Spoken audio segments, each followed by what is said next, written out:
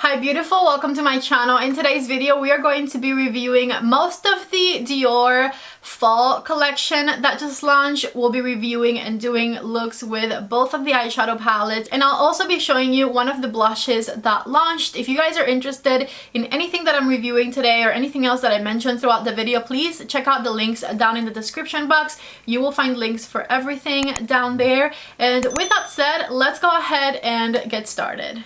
I have been waiting all day for my Dior Fall collection order and it finally arrived. I decided to gift it to myself, so I ordered it in a gift box and this is the way that it arrived. I will say I keep these boxes, I put labels on them and then I store things in them. Honestly, I've paid for much uglier boxes at the Container Store, so I'm happy that I'll be able to reuse this one. I took the products out of here already, but I wanted to show you the presentation in case you ever order a gift for yourself or for anybody else from the Dior website. It comes in that pretty box with that pretty bow. Well, the bow is prettier. I had to retie it and it just didn't come out the same. And then your receipt slash the return policy comes in this fancy little envelope. Now let me show you the products that I got. Out of the two blushes that launched, the darker, brighter one looked very bright, very orangey red and very intimidating to me, so I went ahead and skipped that one. But I did pick up the limited edition Birds of a Feather blush in the color 468 Nude Glide. In the website, I straight away noticed that this one had a little bit of a shimmer in it. I'm really hoping that it doesn't show up too much on my cheeks. So far, the way that it's swatched, it is like a very subtle bit of glitter in it, so I don't think I'll mind it. Of course, I really love the imprint that this whole collection comes with. It is very artistic and beautiful, and I did not want to touch my products, but it is makeup, we have to put it on. So the blush retails for $45. And then I couldn't skip on any of the Quints. I went ahead and ordered them both. This whole collection, by the way, is limited edition, so once it's gone you probably won't be able to get your hands on it. So the first palette I want to show you is the palette in the color 659. It's called Early Bird, and this one has shades of brown, pink, and beige. I want to show you guys the swatches. I am a little confused by that brown color swatched. I'm looking at the website right now where it says formula, and it just says that the formula has a no makeup feel and it delivers instant long wearing, color intensity suitable for all skin tones. Now the reason I'm saying I'm confused is because this brown shade down here swatches almost like a cream. I really thought it was a cream when I swatched it, but now that I'm touching it again, it just feels like a creamy but also kind of dry powder. I don't know, this shade intrigues me. We'll see once I put it on my eyelids how it performs, but it honestly didn't swatch the best. The other palette, believe it or not, was the one that caught my eyes the most. This is the 459 Nightbird palette. It has iridescent shades of gold, orange, and green. The shades look absolutely spectacular, and these 5 shades are all shimmer, so I don't have the same issue as with that brown from the first palette. These all swatched beautifully. I'm interested in seeing how I'll incorporate them into one look, because you guys know I don't want to go outside of the palette. I want to use exactly what the palette comes with and see the types of looks that I can create with it. And then each one of these Quints retails for $65. One more thing I wanted to point out is that because I spent quite a bit of money on the Dior website, I was able to choose some gifts and samples, and so I chose to get a small little Sauvage fragrance for my husband. He's used like 3 bottles of Sauvage and he's currently out of it, so I figured why not get him a little travel size one. I'm honestly not sure if I'll get this one for him again, because when I first got it for him it was like the new special fragrance, but now I feel like everybody smells like Sauvage, so it's not that special anymore. It is an absolutely beautiful and sexy men's fragrance though. I really love the way it smells. And then in this little dust bag they sent some samples. This one right here is called Vanilla Diorama, and it is this little cute bottle right here. I put some in the back of my hand earlier and it smells delicious. It smells to me like a smoky vanilla type of a scent. I would definitely say it is a very nighttime type of a scent. It's been in the back of my hand for like an hour at least now, and it still smells just as it did when I first put it on, so it seems to be very long lasting and a very strong scent. And then I got another even smaller Sauvage sample for my husband. I am so sorry, I didn't realize how dark I was looking. Okay, so that takes care of the unboxing and the swatches, and I cannot wait to get into these products. So let me start by trying the blush. As you can see, I already have my brows and my base done, and I also did some bronzer, so I am ready to get into this beautiful blush color. By the way, if you guys care about the little dust bags that come with Dior Compacts, the only product that came with one of these was the blush. The Quints did not come with one of those around it. I'm going to use my favorite blush brush, which is the Refer number 5. Grabbing quite a bit of product, and let's put it on. Okay, so that's the look right here. It's a really pretty pinky nudie type of a color. And I have to say, even though I don't mind them too much, I really do wish that it didn't have the sparkly gold thrown in there. It doesn't look bad, but I think I would just prefer it without it. Here it is a little closer so that you guys can see the sparkles. Like I said, not bad. I really do like it, but I feel like without the sparkles, I would love it. The formula is really nice, easy to blend, builds up very nicely. A little more powdery than creamy, I would say. And I mean, the look of the blush is really pretty. I got you guys a little bit closer, and we are going to start with this palette here. I'm going to use this brown shade at first that has me so intrigued.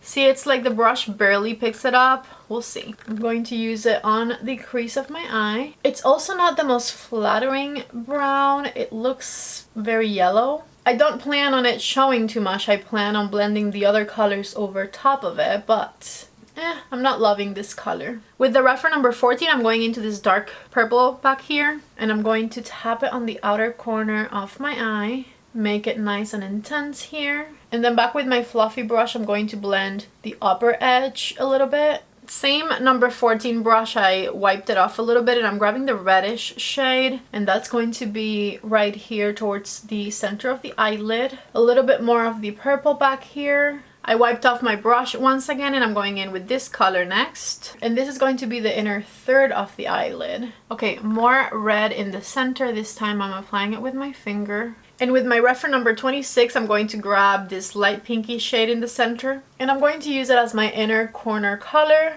and blend it in right up here. Okay, so this is the top of the eye with this eyeshadow palette here, and I have to say I feel like I would like this a lot better if this shade was different or non-existent.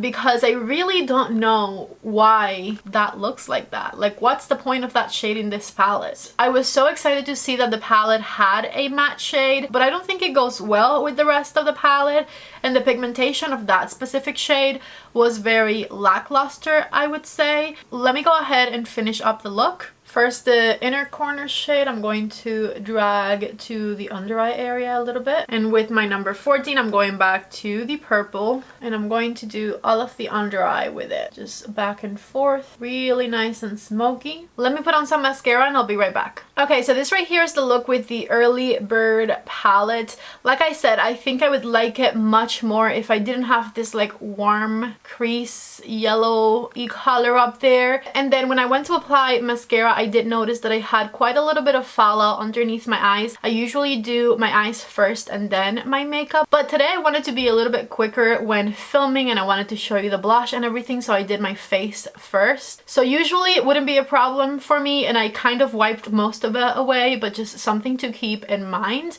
Now take a last look, because I am going to take this off and I'm going to use the other palette on both eyes. I'm back, and I'm about to show you how I created this eyeshadow look right over here. I of course took off the eyeshadow look that I had on this eye, and I put this Chanel eyeliner in number 30 Marine in the waterline right here. This mascara is just from when I did the previous look. I didn't want to wipe it off, and let's just go ahead and get started using this palette. First things first, I'm going to go in with the peachy shade and my Refer number 16 brush. And I'm going to put it right here on the inner half of the crease of the eye, going back a second time so that it looks a little bit more intense. And I'm going to blend a little bit of it on the outer corner, but just with whatever remains on the brush. With the reference number 26, I'm going to start with the bright yellowy shade right here. And I'm going to make that the inner part of the eye. So inner corner and the inner third of my eyelid. So I'm just patting and dragging the color. I wiped off the brush and I'm going in with this green now. And I'm going to put it on the inner part of the center of the eyelid, mixed in with the first color we applied. Just patting and dragging the color over here as well. Same brush, I wiped it off again and I'm going in with this color down here now. And I'm going to pat and drag this color on the outer center of the eyelid, blending it with the previous color and patting it in place. I'm going to extend it up a little bit, just slightly onto the crease right there. And then same brush, and we're going in with this duochrome, and I'm going to apply it on the outer corner of the eye and blend it up towards the crease ever so slightly.